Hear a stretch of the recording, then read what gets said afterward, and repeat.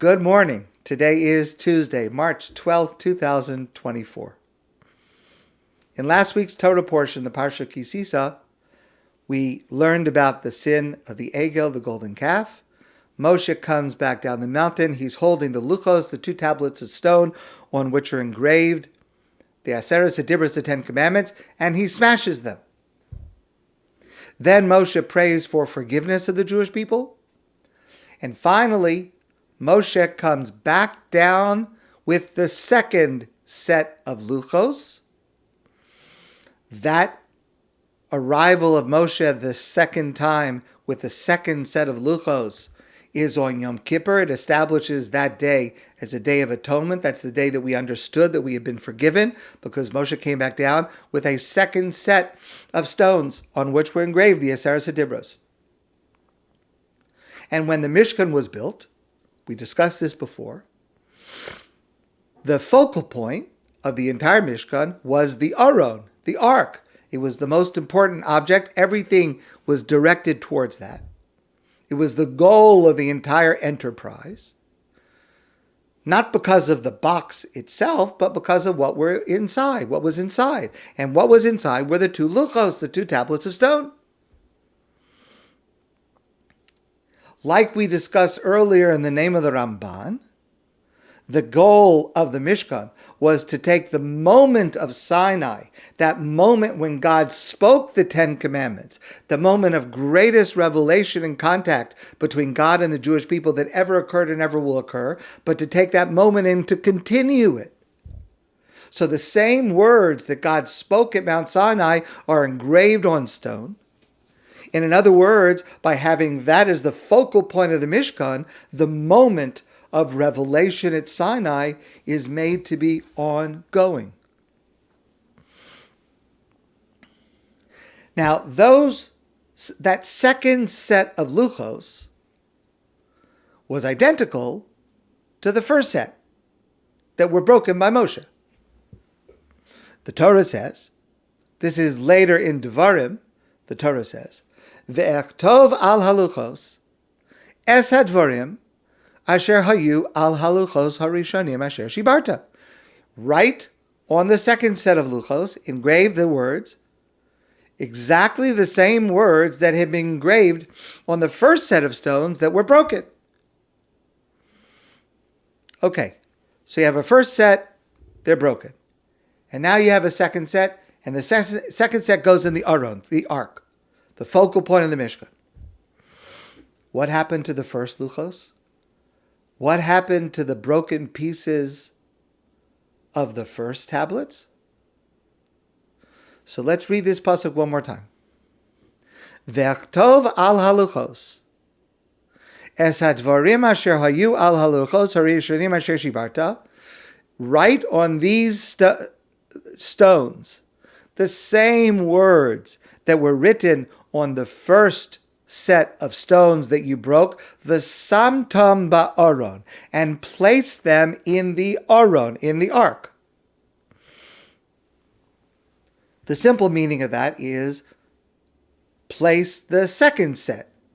Write a new set that will have the same words as the old set, the broken set, and take the new set and put them in the Aron, in the Ark. That's the simple way to read it. But listen, please, to what the Talmud tells us in Masechta Menachos. The Talmud says, Melamed sheluchos v'shivrei luchos munachim ba'aron. The second set of stones and also the first broken set were placed inside the Ark, inside the Aron. V'samtam ba'aron refers to the immediate phrase before the Luchos that you broke. Write new Luchos with the same words that are on the Luchos that you broke and put them, the broken ones, into the Aron. Why would you take the broken ones and put them into the Ark? Why would you keep them? Says the Talmud, Mikan, from here you learn a lesson. The Talmud Let's say you have a Torah scholar, and at the end of their life, they forget their learning. They become older, their memory is bad, and they forget what they learned.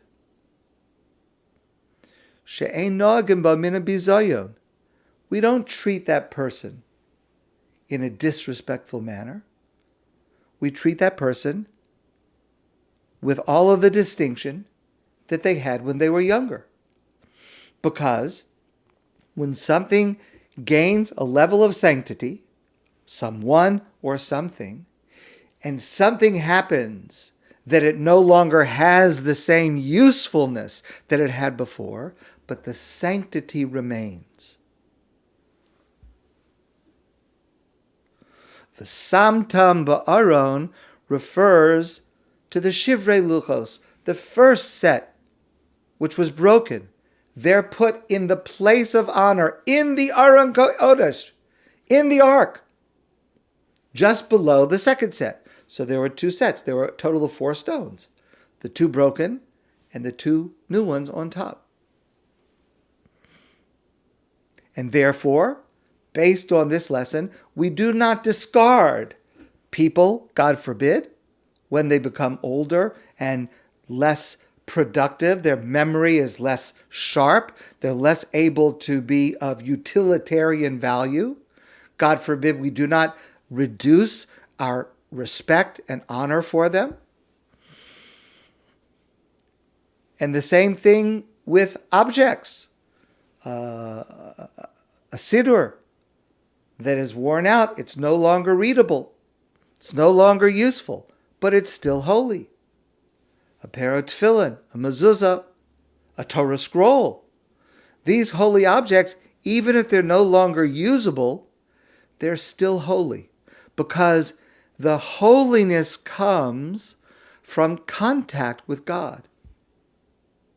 And so even if the utilitarian aspect no longer applies, the holiness remains in the object and in the person. For the person, we have to treat that person never to deride or ignore a person because they have lost some of their intellectual abilities, God forbid. And at the same time, the objects, we don't treat them as normal objects. We call them as shemos, holy objects that have to be treated with respect. A Torah scroll or other objects, we bury them with respect to show that we're not throwing them away, to show that, like a person, they are placed back into the ground in a respectful manner. The Talmud tells us, HaTorah mishamraso mikol ra b'neruso. If a person studies Torah or observes Torah, has a connection to Torah, it will guard a person in their youth. V'nosenes la achris v'tikva b'ziknus. And it will give a person a hope and a dignity even in their older age. It's permanent. It stays with us forever.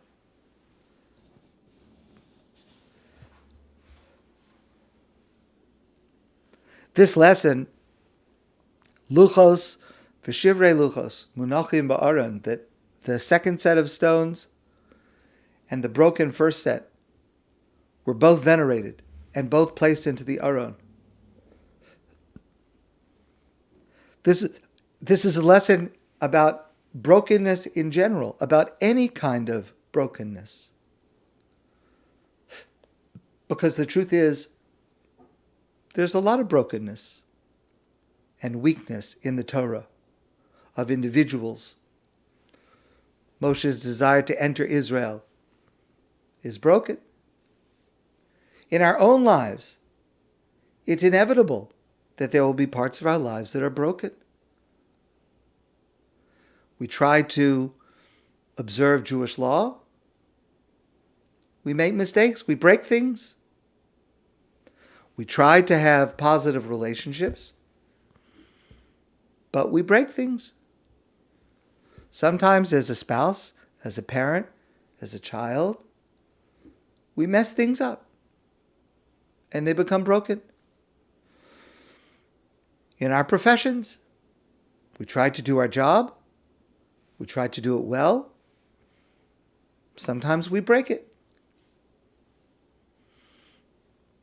And certainly in the Jewish world today, there is so much that is broken, especially in Israel, affecting every single person in Israel.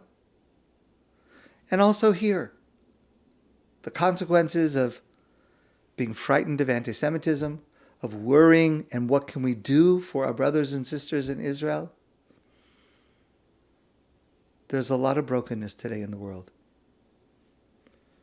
And what this teaches us is that it is possible and therefore obligatory to take our broken pieces and to include them, to use them, to learn from them, and to use those lessons to make us stronger. And we have to teach this to our children. And many of us do. Here's one of the ways that we do this, that we teach our children. Maybe you never thought about it in these terms. The eensy-weensy spider went up the water spout. Down came the rain and washed the spider out.